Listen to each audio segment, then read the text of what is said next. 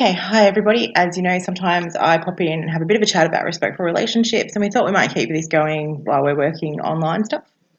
Today I want to talk about this. This wiggly line is one of my favourite things. So, we hear a lot about respectful relationships. What are they? How do they work? What do you need to do? And this line, for me, is around rupture and repair of relationships. Every relationship you have has a rupture and repair at some point, whether it be with your partner, with your child, with your parent, with a friend even. There's always little things that happen that create rupture and repair. So what this looks like is your relationship's going along, it's perfectly fine, look at this, it's great. And then all of a sudden, you have an argument or something happens, there's a disagreement, and there's a rupture. And the relationship starts to decline and things aren't as great as they once were. Now, this could happen a couple of times in that time. What we want to do is we want to bring that back up to where we consider it to be like respectful and kind. So you need to repair. And a repair could be something as simple as acknowledging that you did the wrong thing and just saying sorry.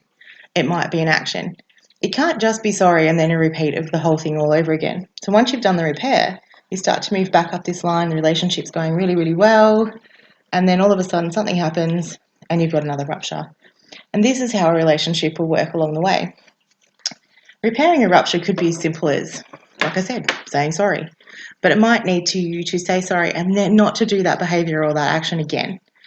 A repair might be reaching out.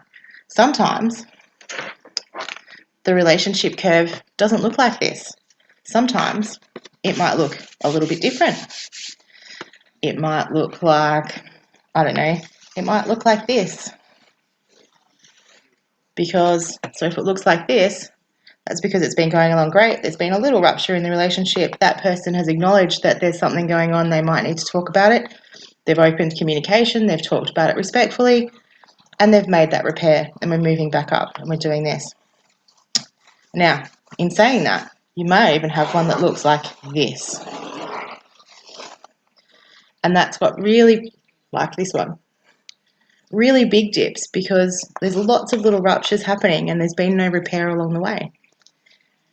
So it's really important that we look at our relationships, and when something happens to disrupt a respectful relationship or disrupt a relationship that's going along really well, that we think about where we sit in that, what part do we play, and maybe how do we reach out to the other person and try and fix that.